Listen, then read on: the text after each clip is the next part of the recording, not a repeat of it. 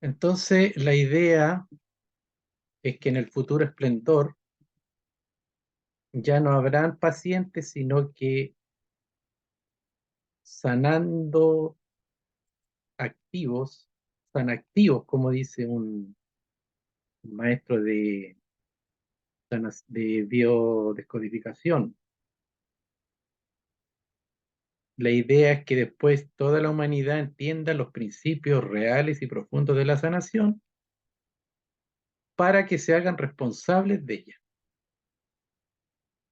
Porque el paradigma que aún permanece de médico, de la medicina, de los pacientes, es que muchas veces la enfermedad me llegó como una ruleta, o mala suerte, o los genes, o lo que sea, y yo necesito a alguien que me sane. ¿Por qué? Porque tiene los conocimientos para eso. El cambio de paradigma es entender primero que uno se enfermó de manera inconsciente, obviamente, porque nadie quiere estar enfermo como una decisión consciente, sino que hay procesos inconscientes que a uno lo llevan a enfermarse. Entender también que la enfermedad ni siquiera es algo definitivamente negativo, sino que es un proceso de compensación, de reequilibrio. Incluso le podríamos llamar un proceso de sanación, ¿ya? A lo que nosotros llamamos enfermedad, que son los síntomas.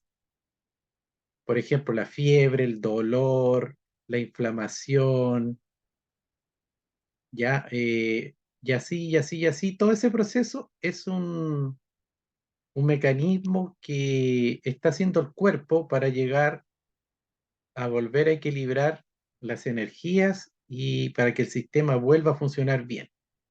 A eso nosotros le llamamos enfermedad. ¿Por qué? Porque desconocemos que la enfermedad está antes que eso. La causa primera de la enfermedad es una creencia. Y suena bien extraño, suena bien raro, pero se puede ir entendiendo qué es una creencia. Una creencia es una forma de percibir la realidad. ¿Y cómo respondemos a esa forma? A través de una serie de mecanismos, y a uno de esos le llamamos enfermedad. ¿Ya? Entonces, esos son los nuevos conceptos, las nuevas enseñanzas, los nuevos paradigmas de entender este proceso. Ahora, de nuevo no tiene nada porque los filósofos griegos, las antiguas culturas sabias, entendían esto, ¿ya? Pero eso se fue perdiendo con el tiempo, se fue modificando incluso de manera intencionada para hacer de la medicina y de la enfermedad un negocio, un gran negocio rentable, llegando a extremos ya tan profundos y distorsionados que incluso lo que está llamado a sanarnos se hace solapadamente para mantenernos enfermos, para enfermarnos y mantenernos enfermos incluso. ¿Por qué? Porque el dinero, el poder, el negocio, bueno, ¿para qué está decir? Ya ha corrompido todo, ¿ya? Saliendo un poquito del tema de la medicina, cuando digo que ha corrompido todo, tiene que ver con algunas profecías que hablan de los cuatro jinetes del Apocalipsis. Y algunos estudiosos han descifrado esos cuatro jinetes del Apocalipsis como un jinete la parte económica, otro jinete la religión, otro jinete la política, y queda un último jinete que es la ciencia.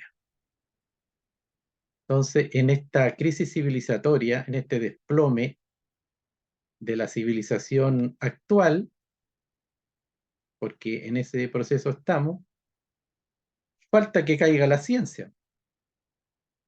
La gente ya ha despertado un poco a los tejimanejes de la economía,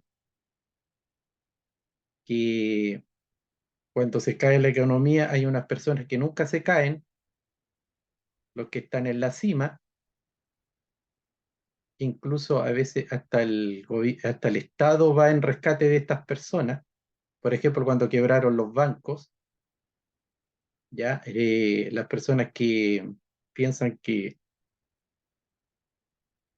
la parte, el sistema privado lo es todo, bueno, una vez quebró y fue el Estado a rescatar, bueno, ya cayó, la gente ya no cree tanto en eso, se cayó ese paradigma, esos ídolos, se ha caído la política, ¿para qué decir? Se cayó también, se ha caído la religión, con sistemas antinaturales como el celibato y todas las perversiones que trae consigo eso, y otro tipo de cosas más, el oscurantismo, el ocultar verdades, el manipular lo sagrado.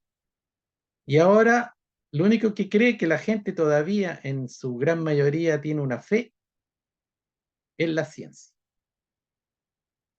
Pero va a llegar un momento que la gente se va a dar cuenta que la ciencia también está manipulada y que a pesar de que hay grandes verdades ahí, se usa, se manipula, se miente también a través de la ciencia. Entonces, ese jinete del apocalipsis ahí todavía, que está un poquito en pie, ya empezó el proceso de decadencia. Pero toda esta decadencia, muerte y nacimiento es un todo. Cuando algo entra en decadencia, inmediatamente empieza a florecer una nueva mirada, un nuevo paradigma, unos nuevos conceptos, y hay una renovación. Entonces cae una civilización, pero nace otra civilización. Y esperamos que la edad de Acuario, como está profetizado, traiga ese renacimiento en una escala superior, evolutiva, en un salto cuántico de conocimiento, de autoconocimiento también, para una nueva era de saber y de luz. Eso, en ese proceso está. Bueno, quedando aquí, en esta parte de la clase, estábamos viendo de los procesos del cuerpo, ciertos fundamentos como base de estas enseñanzas, de esta disciplina, como la llamada curación cuántica, que es un mundo, es algo muy extenso, muy profundo, y es bueno empezar a entender esos conceptos, ¿ya? Entonces, este libro, que tiene mucho conocimiento, ya abarca un sinfín de derivados y de fundamento y base para estos conceptos de cómo sanar, aliado a lo que es la física cuántica.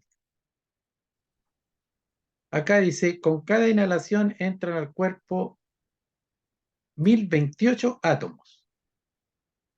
Con cada exhalación se sacan del cuerpo 1028 átomos. Se exhalan literalmente fragmentos de tu corazón, del riñón y del sistema nervioso. Fragmentos de tu cuerpo. Y hablando físicamente, los estamos compartiendo unos con otros. En este momento hay en nuestros cuerpos 1 millón de átomos adicionales que en las últimas 3 semanas estaban en el cuerpo de otra persona. En algún momento estuvieron funcionando en el cuerpo de Cristo, de Mahatma Gandhi, de Genghis Khan, de Hitler, etc. Entonces, ¿qué nos enseña esto? Que el cuerpo no es algo inamovible no es un objeto, sino que es un proceso dinámico donde se traspasa información, energía, conciencia, moléculas, partículas atómicas, etc. Y nos vamos compartiendo todas esas energías. Incluso eso de que somos polvo de estrella también, porque los átomos viajan a través de las galaxias, el universo, y van transformándose y van mutando y van conformando la vida en sus distintas manifestaciones y en distintos seres. Entonces, así nosotros nos despojamos de esta parte atómica y adquirimos otra. Así estamos.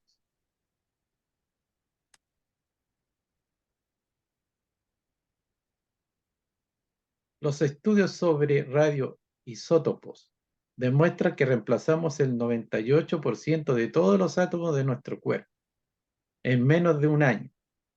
Formamos una nueva piel cada mes, un nuevo hígado cada 6 semanas, un nuevo esqueleto cada 3 meses, una nueva pared estomacal cada 5 días. Hasta las células cerebrales con que pensamos tienen átomos como carbono, hidrógeno, nitrógeno, etcétera, que hace un año no estaban ahí. En realidad cambiamos nuestros cuerpos físicos con menos trabajo y más rápidamente de lo que nos cambiamos de ropa.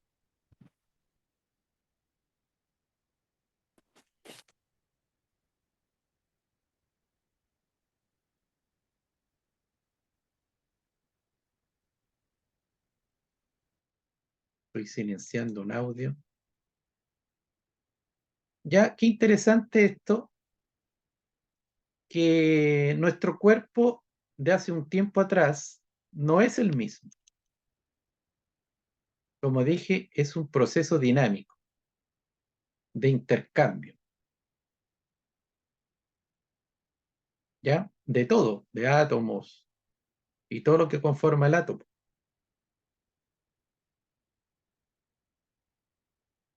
Por eso, acá se demuestra que el 98% de los átomos de nuestro cuerpo en menos de un año se cambia, se reemplaza.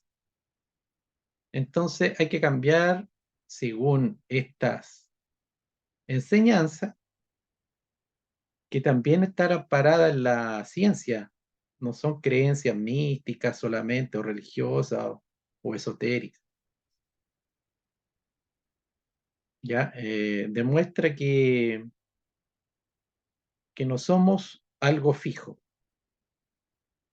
estamos en un eterno sístole y diástole.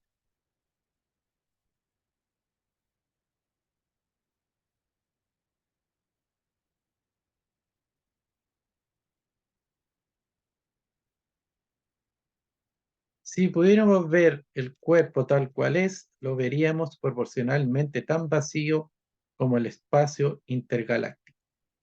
Cada átomo del cuerpo es, en sí, un sistema solar completo. Repito, si pudiéramos verlo tal cual es, sin el artificio de la experiencia sensorial, solo veríamos un gran vacío con algunos puntos aislados y descargas eléctricas aisladas. Entonces, el cuerpo, como el átomo, son sistemas intergalácticos, son universos. ¿Y cómo vemos el universo? Como un gran espacio vacío de color negro, pero que está conformado también con estas luces, estas lucecitas, estas descargas eléctricas, que serían las galaxias, los planetas, los soles, las estrellas. Entonces, si nosotros hacemos una abstracción de todo, del todo, incluso de nosotros mismos, tendríamos esta imagen. Esa imagen es más real que el cuerpo que nace de la percepción que nosotros tenemos de la realidad. Es una imagen más exacta.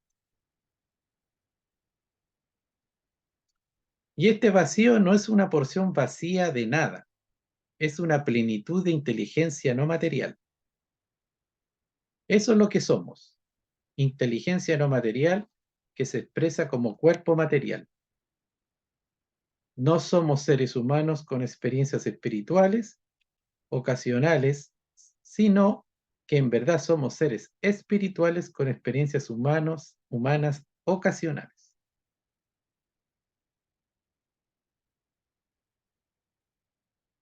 Clarísimo.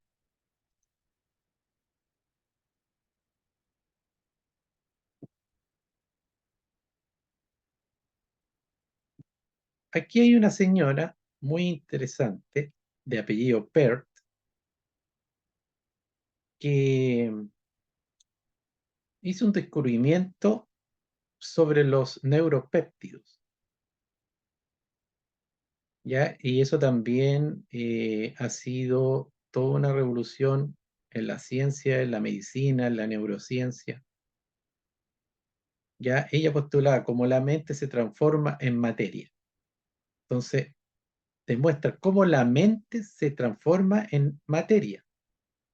Hace ya como 10 años que descubrió las endorfinas y, consecuentemente, los neuropéptidos, que actualmente han sido estudiados por cientos y miles de científicos. Fue la doctora Peart quien primero demostró que cuando pensamos o sentimos o nos emocionamos o deseamos algo, eso se transforma inmediatamente en una molécula. Al comienzo se creyó que esa molécula se formaba en el cerebro y por eso se denominó neuropéptido. Neuro porque pertenece al cerebro y péptido porque se parece a las proteínas. ¿Ya? Entonces, la idea es que pensar, emocionarse, desear, todo lo que nosotros manifestamos, crea, crea en este caso una molécula que al principio se creía que estaba en el cerebro, pero después se ha ido demostrando que está en todo el cuerpo. A eso se le llamó neuropéptido, se le llama neuropéptido. ¿Qué es un neuropéptido? La biología lleva años realizando investigaciones en este campo.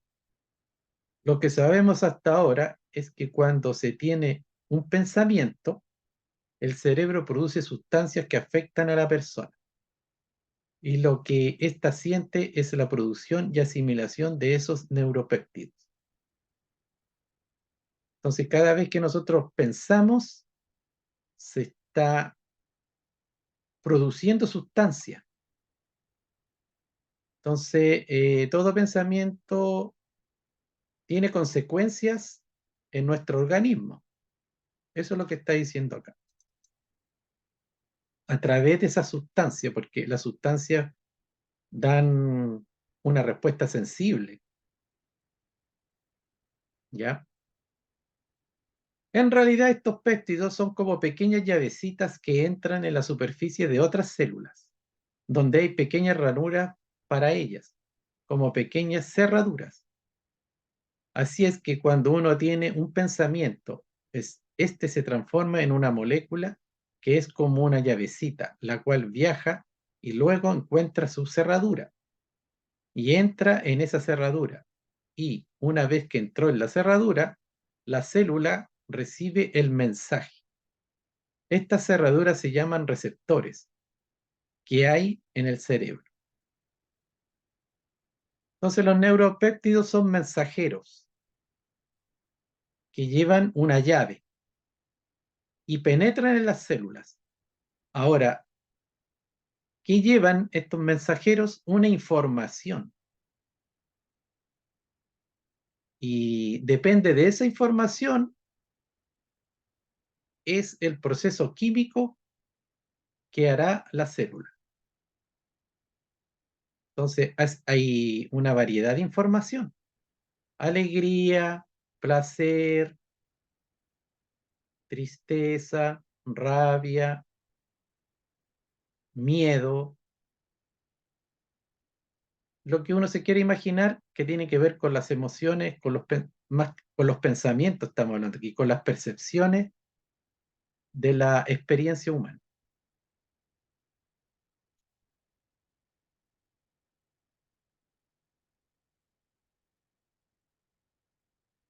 Existen receptores de estas moléculas de la mente, no solo en las células cerebrales, sino en todas las células de todas partes. Aquí vemos que los receptores están en todos lados, en todo el cuerpo, en todo el organismo. Cuando comenzaron a observar las células del sistema inmunológico, por ejemplo, las que protegen contra el cáncer, las infecciones, etc., encontraron receptores de los mismos mensajeros químicos en las células T y en las células B, en los monocitos. Entonces, se ve que aquí, al observar las células del sistema inmunológico que protegen contra el cáncer, ¿ya? Se encontraron esos receptores en los mismos mensajeros químicos, de los mismos tipos, en varios tipos de células. En otras palabras, tus células inmunológicas, las que te protegen del cáncer y de las infecciones, están literalmente vigilando cada pensamiento tuyo, cada emoción, cada concepto que emites, cada deseo que tienes. Cada pequeña célula T y B del sistema inmunológico produce las mismas sustancias químicas que produce el cerebro cuando piensa. Esto lo hace todo muy interesante, porque ahora podemos decir que las células inmunológicas son pensantes. O sea, la célula piensa. Ahora, reciben una información también poderosa que viene de otro lado, sí. No son tan elaboradas, a eso me refiero, que no es una cosa tan elaborada, sino que tienen un grado de pensamiento, un grado de conciencia, un grado de todo. Como lo es la célula cerebral que puede hacerlo en inglés o castellano. Pero sí piensa, siente, se emociona y desea, se alegra, se entristece, etc. En verdad, numerosos estudios demuestran que cuando una persona está triste y cuando esta tristeza es prolongada, especialmente después de la muerte de un cónyuge, luego de un matrimonio largo, tiene mayor incidencia de cáncer u otras enfermedades. Esto se debe a que las células inmunológicas están tristes y de luto. Tienen un diálogo interno. Déjenos solas, no queremos que nos molesten, podrían decir. Y por lo tanto, no se preocupan por las infecciones y cancerígenos que están flotando a su alrededor. Son células pensantes, son conscientes, ¿ya? Pero ya no se les puede llamar neuropéptidos, porque no están confinados exclusivamente al sistema nervioso. Los produce el estómago, los intestinos, el colon, los riñones, las células del corazón. Entonces, no es solamente que los neuropéptidos corresponden a ese sistema nervioso central. Están en todos lados. Todo el organismo está produciendo esos neuropéptidos.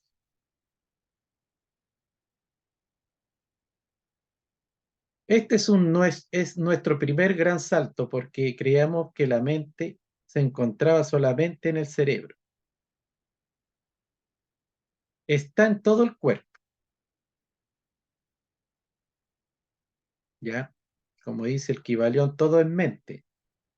no puede estar confinada solo a un órgano como el cerebro.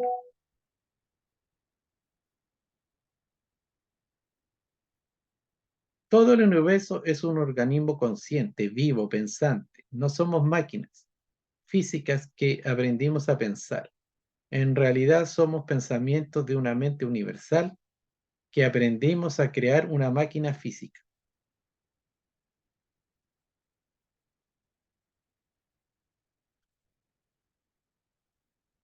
Todos estos conceptos son absolutamente revolucionarios, pero como digo, han estado siempre ahí latentes en toda enseñanza real, toda enseñanza espiritual, en las tradiciones espirituales de siempre. Entonces, nosotros, ¿qué somos? Somos pensamientos de una mente universal. Entonces, somos seres que no fuimos pensados, ¿ya? Y estamos también recibiendo, de acuerdo a nuestro nivel de conciencia, enfocándonos en ciertos pensamientos, en ciertas percepciones de la realidad, aceptando algunas y desechando otras,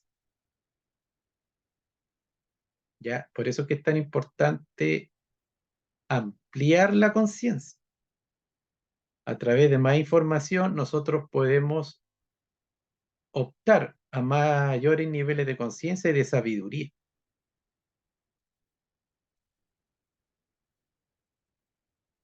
La mente universal, que podríamos llamarle mente no local, y si no les gusta este término, pueden simplemente decir el campo unificado, interactuando consigo mismo a través de un proceso de fragmentación simétrica, se expresa como fuerzas de la naturaleza. Y estas fuerzas naturales estructuran el universo material. Pero estas fuerzas naturales no son fuerzas al azar, no son solamente campos de fuerza, son campos de inteligencia e información. Entonces, todos estos campos energéticos universales no es como lo plantea la física newtoniana, que son prácticamente como sucesos al azar que se combinan, ¿ya? Descartan que haya una inteligencia ahí detrás de todo esto, una conciencia, una inteligencia.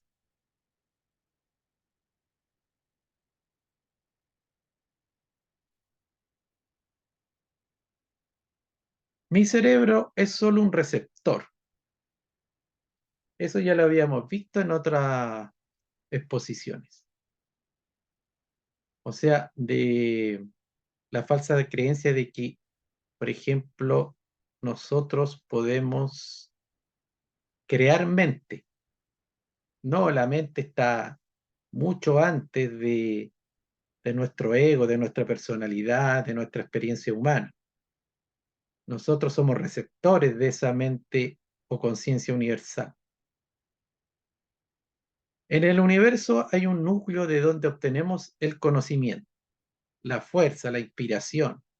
Ya algunos a eso le llaman la fuente divina. Hay un núcleo. De ahí llega todo, de ahí llega la vida, llega la fuerza, la inspiración, el amor, todo lo que nos mantiene vivos. Que después nosotros lo transformemos en otra cosa y en cosas a veces muy feas, ya eso otro tema. Pero todo proviene de esa fuente divina pura, ¿ya? Y viene perfecta. Acá la transformamos, acá distorsionamos esa información. No he penetrado en los secretos de este núcleo, pero sé que existe. O sea, acá Tesla está diciendo que no ha penetrado en el corazón de la Matrix, se puede decir, de la gran Matrix o de la fuente. En verdad es muy sencillo. Tenemos que poner un factor más en la ecuación que todos conocemos.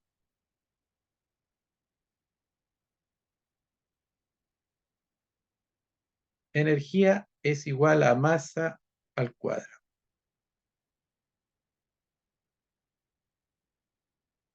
Puede, pueden agregar una cosa más a la ecuación: materia, energía, información, que el campo de energía también es un campo de información y que este es el pensamiento.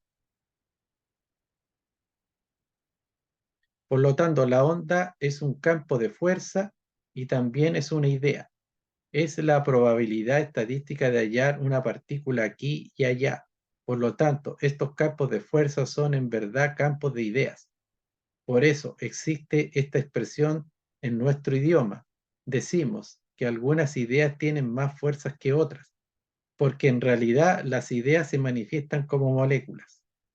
Nuestro cuerpo no es más que un campo de ideas.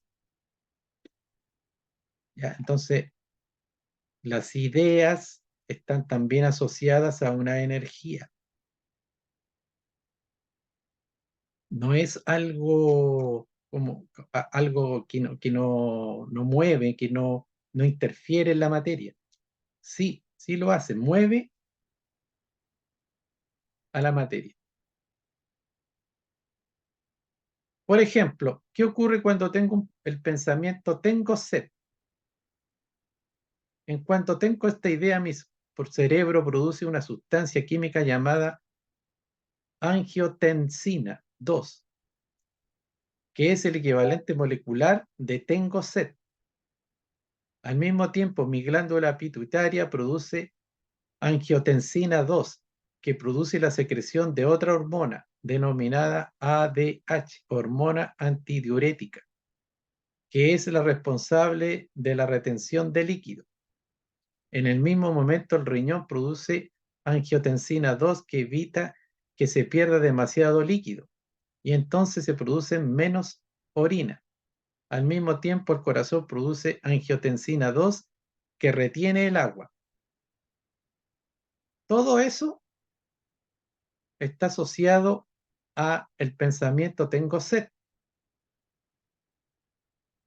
¿ya? Ahí hay una asociación y de mucha afinidad, de correspondencia. ¿Dónde aparece primero la idea? Bueno, creemos que la idea estuvo primero en mi cabeza, porque tuve el pensamiento en palabras tengo sed. Pero en realidad la idea surge simultáneamente en todas las células del cuerpo. Cada célula del cuerpo dice necesito agua al mismo tiempo. No hay una secuencia, es un fenómeno de campo.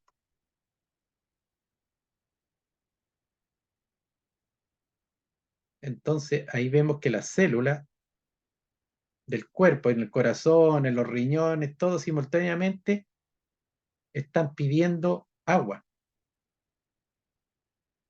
Y uno es consciente de ese pensamiento, tengo sed. Entonces uno cree que porque pensó eso, le dio sed. Pero no es tan así. Pero esta idea, ¿dónde estaba antes? En ningún lado. Era simplemente una amplitud de probabilidades. Y antes de ser una amplitud de probabilidades, estaba en el campo de las posibilidades infinitas. O sea, esa idea era como que estaba y no estaba. Eso es física cuántica. Si yo me enfoco, se manifiesta la idea, soy consciente de la idea, se materializa en una acción, voy a tomar agua. Pero antes, ¿dónde estaba? Sí existía en el campo infinito de probabilidades, el campo cuántico. Ese campo de posibilidades infinitas se convirtió en la amplitud de probabilidades. Eso es la idea, o el comienzo de la idea. Y una vez que se hizo la idea, estaba en todos lados simultáneamente. Al comienzo en ningún lado y luego en todas partes simultáneamente. Esto tiene que ver mucho con lo que habla ahora la ley de atracción, ¿ya? De las infinitas posibilidades de manifestación de una realidad en nosotros mismos como seres humanos. ¿Ya? Entonces nosotros podemos conectarnos con una posibilidad que está latente en ese campo cuántico y enfocarnos en ella y manifestarla. Pero no es solamente pensando o imaginando, sino que se requiere una serie de condiciones para que eso se manifieste.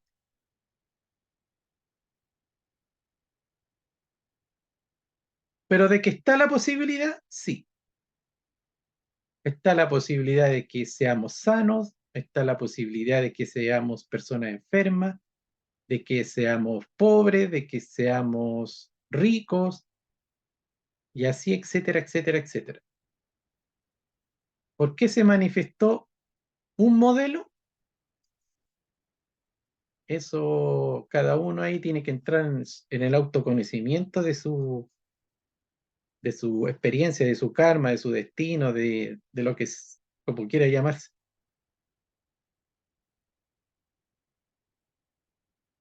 Esto es lo que son espíritu, mente y materia. Lo que llamamos espíritu o conciencia pura es el campo de infinitas posibilidades. Por eso hablábamos que el espíritu es como la perfección, ¿ya? Y nosotros podemos decir que es una perfección en potencia. Pero como guarda toda la información de todo y todas las posibilidades, es perfecto. Lo que llamamos mente es la amplitud de probabilidades. Eso se extiende, ¿ya? Y lo que llamamos el cuerpo es simplemente una partícula congelada en el momento de la atención.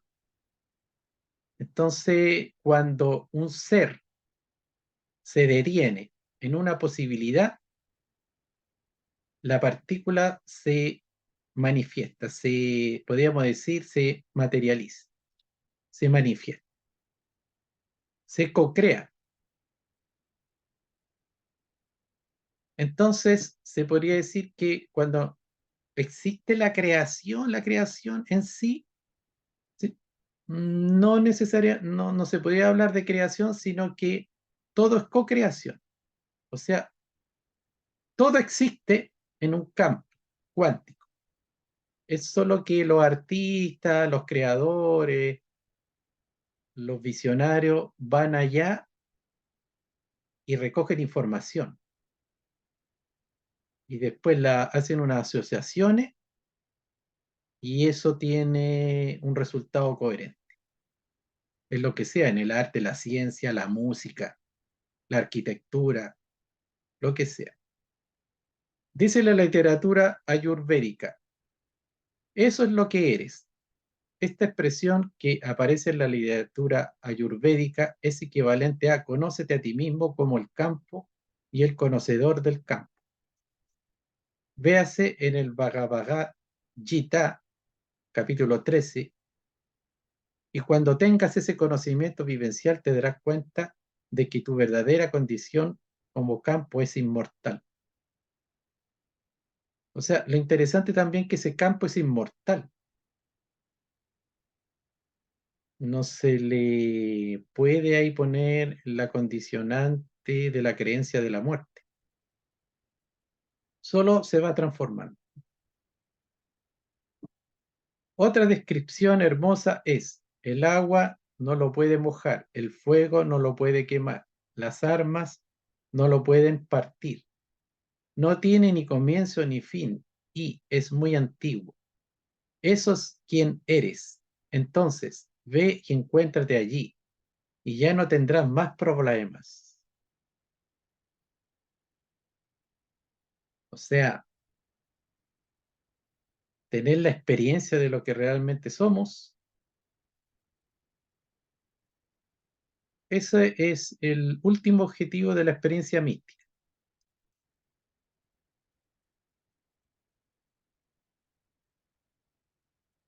Aquí pasamos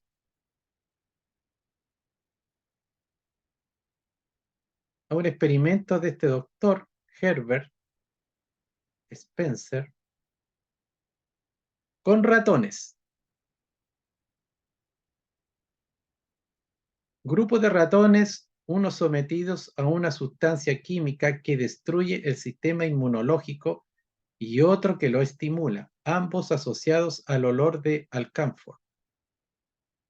Entonces, ese era el experimento. Y hacían a estos ratones en un momento dado oler alcanfor y en ese momento a un grupo le inyectaban sustancias químicas que destruían el sistema inmunológico y a otro le inyectaban sustancias que lo estimulaban. Entonces tenemos dos grupos de ratones. Uno con ratones que al oler el alcanfor, bueno, eso ya lo dije. Entonces, ¿qué pasó con estos ratones? Hicieron un compromiso cognoscitivo prematuro de que el olor del alcanfor significa algo. ¿Ya? Para unos era estimular el sistema inmunológico. Para otro es bajar las defensas. Entonces, unos estimulaban sus defensas y otros no. En el último grupo, si estos se exponen a neumococos, desarrollan una neumonía y mueren a los pocos días. Si se les da cancerígenos, desarrollan un cáncer en pocos días. Al primer grupo de ratones se les podrá dar cualquier cantidad de cancerígenos o neumococos y no les pasará nada. Esto solo puede suceder si sus sistemas inmunológicos tienen memoria, si piensa, si son una entidad consciente. Entonces esto también es súper interesante, que aquí lo que determina que alguien le dé cáncer, en este caso a los ratones, o otras enfermedades, es el olor a alcanfor, ¿ya? Por un sistema de asociación inteligente de sus células. Células del sistema inmunológico. Bueno, hay varios experimentos así. Hay unos que a un grupo de niños los educaron de que el, este arbusto que hay por todos lados que produce alergia, ya no me acuerdo el nombre, algunos le enseñaron sin tener ningún conocimiento que era alergia, que daba alergia, y a otros no.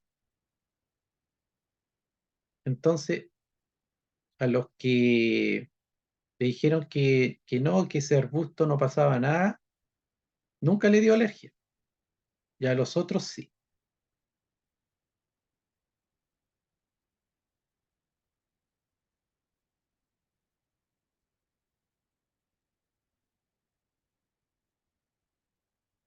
Otro estudio de Journal of Science de la Universidad Estatal de Ohio, donde los investigadores estudiaban el metabolismo del colesterol en conejos, les dieron a los conejos dosis de comida con un nivel muy alto de colesterol. Se sorprendieron al encontrar que un grupo de conejos no elevaba su colesterol sanguíneo, a pesar de la comida venenosa que se les daba. Y resultó que la única diferencia entre estos conejos y los que sufrían incremento de colesterol sanguíneo y endurecimiento de las arterias era que el técnico alimentaba a estos conejos sacándolos de la jaula con cariño y mimos, en lugar de tirarles la comida. Los miraba, besaba, les hablaba, les cantaba y repitieron este estímulo varias veces y encontraron que metabolizaban el colesterol de un modo totalmente diferente. Entonces, ahí estamos viendo cómo el campo, ya traducido en vivencias, energía, de cariño, de atención, de mimos, incluso podríamos llamar a esto amor también, tiene un poder sobre la química del cuerpo.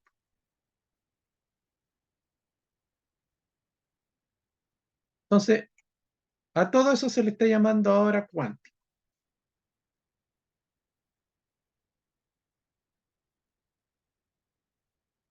Las enfermedades cardíacas son las primeras responsables de muertes en el mundo y por lo menos en este estudio podrían incidir en la aparición o no de una afección cardíaca el resultado de las caricias, los mimos y los besos. El amor. Es importante esto en los seres humanos, así que ni siquiera es la experiencia, sino que es la interpretación de la experiencia. O sea, aquí dice que cómo uno interpreta una experiencia es más importante que la experiencia en sí. Por eso que hay gente que queda traumatizada con algunos sucesos y otros no. Un terremoto, por ejemplo, vemos que hay muchas personas que después quedan con secuelas psicológicas que se prolongan, crisis de pánico, depresión postraumática, y hay otros que no les ocurre eso. Bueno, eso lo podemos llevar a toda manifestación patológica, ya sea física, mental, emocional.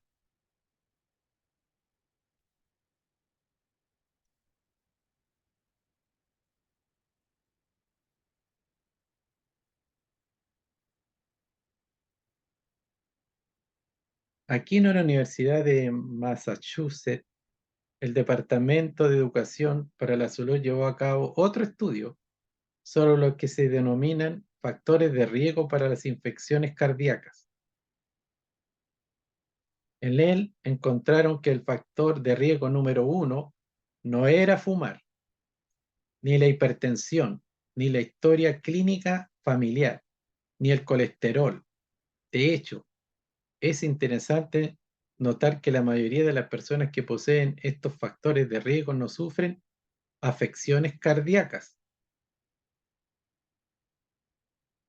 Qué interesante pensar que el colesterol, el fumar, si fuera tan causa-efecto, la mayoría que está con esos índices debería tener afecciones cardíacas sí o sí, lo que no es cierto.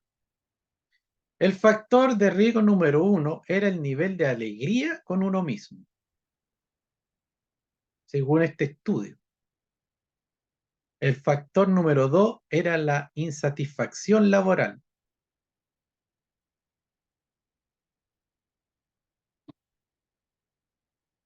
Ahí otra demostración como la percepción que después pasa a emociones, somatiza en disfunciones cardíacas.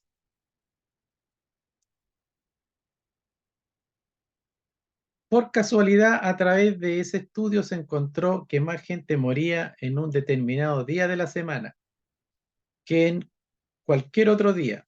Estoy seguro que pueden adivinar qué día es ese. Lunes en la mañana. Bueno, yo esto lo sabía hace tiempo. La mayoría muere los lunes en la mañana y muchos accidentes y ataques cardíacos también. Hasta la experiencia del tiempo es algo que nosotros creamos.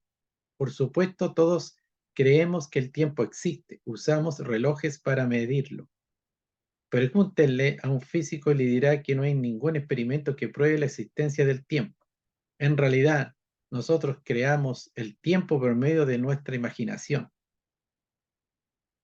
¿Cuándo ha experimentado el pasado fuera de su imaginación? ¿Cuándo ha experimentado el futuro si no es en su imaginación? ¿Ya? Entonces, cuando hablamos de pasado es porque nosotros recordamos o imaginamos, que es lo mismo. Y el futuro también es una proyección imaginaria. Bueno, esto del día lunes que nos sale acá, esa referencia de que la gente cuando va después de pasar un fin de semana sin trabajar, haciendo lo que quiere, cuando va de nuevo a regresar al trabajo, se producen estos hechos trágicos. Porque, bueno, para todos es sabido que la mayoría de la gente no trabaja en lo que le gusta y tampoco lo pasa muy bien en sus trabajos.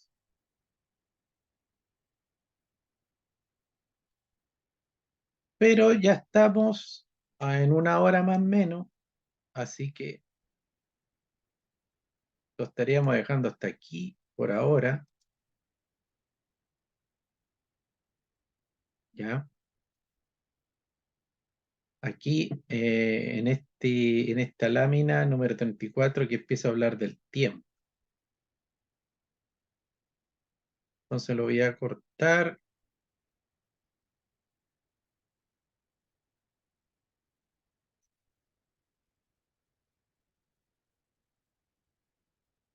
Y si quieren comentar algo con respecto a la clase,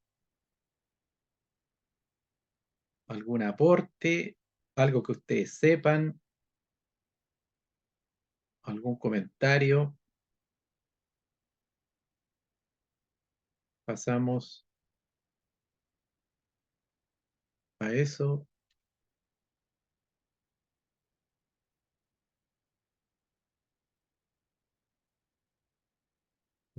Parece que no hay ninguna intervención.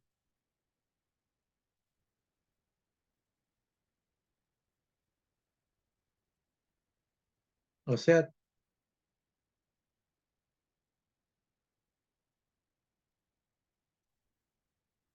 ya, Eduardo. ¿Se escucha? Sí, claro. Eh, con respecto a eso que mencionabas de que tenía que ver más que nada con la percepción que con el hábito mismo de ingerir cosas o todo ese tema, eh, lo que mostrabas ahí es que como que lo habían comprobado, ¿cierto? Científicamente. O sea, hay estudios, sí. Ya. O sea, es verdad en realidad, que, que la percepción es lo que más vale. O sea, estos conceptos de curación cuántica apuntan a eso. Ya, Obviamente que deben haber muchos otro tipo de científicos, médicos y todos que refutan esto. Entonces, exacto, es un debate también. Pero sí hay estudios, claro, hay estudios que demuestran estas realidades y nosotros estamos en ese campo de estudio. perfecto. Mira, lo que pasa es que también la excepción rompe cualquier ley absoluta. Entonces, si ya no tienes una ley absoluta, no puedes asegurar a rajatabla nada. ¿Por qué? Porque también se dice, ya, ¿qué nos dice el sistema de salud? ¿Qué nos dice la medicina? ¿Qué nos dicen los médicos? Que si tú fumas muchas cajetillas, muchos cigarros, eso te va a producir sí o sí una enfermedad. Va a haber un descalabro ahí de tu salud. Pero, O sea, y sobre todo asociado a el sistema respiratorio y también a lo cardíaco. Pero ¿por qué hay descubrimientos? O sea, se ha demostrado que habían unas personas que fumaban, como se dice vulgarmente, como carretoneros, y después morían de otra cosa, y le hacían la autopsia y tenían los pulmones vírgenes. Claro. Entonces, no hay una causa-efecto eh, total, absoluta. Y si no existe esa causa-efecto absoluta, quiere decir que existen otras leyes operando ahí. Ahora, ¿por qué la mayoría si le ocurre eso? Es porque hay creencias. Claro. O sea, a nosotros nos meten esa idea desde siempre, desde niño. Y yo puedo decir y decretar, no, no, el cigarro no me va a hacer mal, el cigarro no me va a hacer mal, así como, ya, yo sé que la mente está por sobre la materia, pero eso no es suficiente para transformar creencias muy enquistadas que están en el inconsciente, ¿ya? Pero sí se puede hacer con estas fórmulas de cuando uno penetra en el inconsciente o en el campo cuántico, ahí sí se puede penetrar más profundamente en las creencias y sí se pueden hacer esos cambios. Bueno, este ejemplo que yo doy con el cigarro también ocurre con el alcohol. Eh, yo he leído de algunos de estos rockstar. Había un Sí, rockstar que se tomaba una botella de whisky todos los días y también se murió y también el hígado estaba impeque. tipo Ozzy Osbourne, Claro. que lo El- habían ocupado para hacer le hicieron unos exámenes porque no sabían cómo podía estar todavía. Está impecable. En ese Claro, sentido, creo que tiene otras cosas como Parkinson, tiene otras cuestiones. claro, Bueno, eso es el debate que hay entre los sanadores, los médicos cuánticos, los sanadores cuánticos con los naturópatas, que los naturópatas defienden a rajatabla que la alimentación es como lo principal, po, y le dan claro. una gran trascendencia a eso, y aquí no vamos a decir que se alimenten mal, al contrario. Si ya tenemos todo un sistema de creencias y también es de inteligencia alimentarse bien, no intoxicarse. Claro. Pero ya así como profundizando más, ahí hay ciertos temas que como que chocan un poco, que cuál es la causa primaria o última, también se puede decir, de la enfermedad. ¿Qué tiene más importancia? Ya la carga simbólica, las creencias, las percepciones, cómo se toma la experiencia o la alimentación. Yo, yo adhiero a los que dicen que el alimento influye en un 25% de la salud. Yo soy de los que adopto esa, esa información.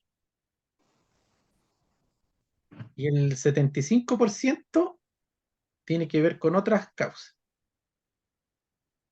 Ahora, eh, obviamente que si una persona se intoxica, ese 25% que es como de la alimentación normal, estamos hablando, claro, pues uno hace ahí una interferencia tan grande que obviamente El le, porcentaje sube.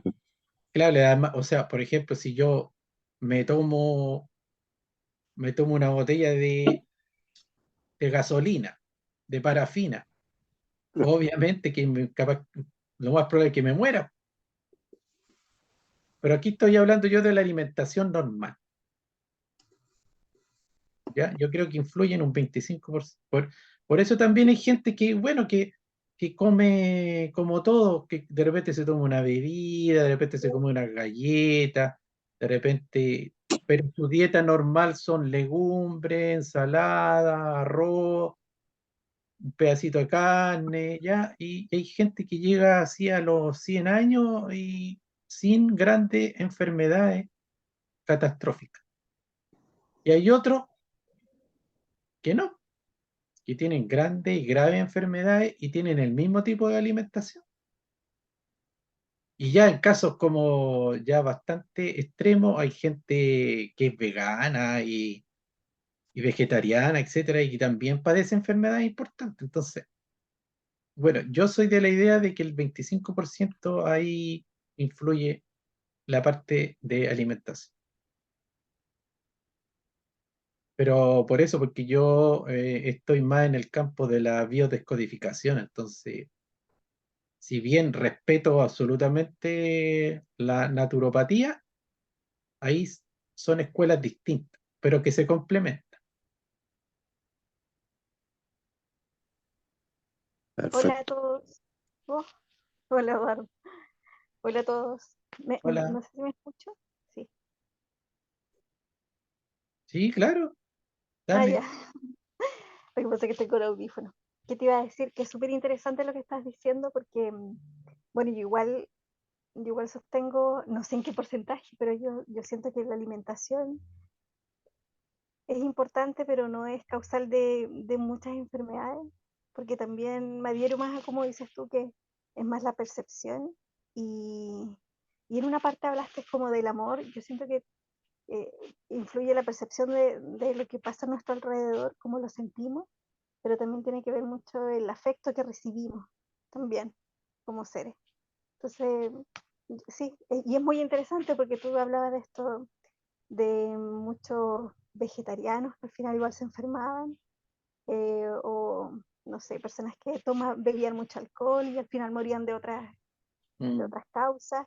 Y es muy loco porque eh, al final, en este punto, ahí se cruzan, bueno, todo lo que hablamos, la alimentación, la percepción, el amor que tú recibes y el amor que está en ti, lo que tú crees que eres también, porque cuando uno está súper consciente de que el pan, por ejemplo, no es el que me va a engordar, sino que yo también es haber asumido estas mentiras y haberlas hecho realidad y que tu cuerpo empieza a funcionar mal y empieza a absorber de manera equivocada los alimentos, es igual es otra cosa, lo que yo creo que cómo funciona y cómo es mi cuerpo y cómo soy yo, lo que realmente soy.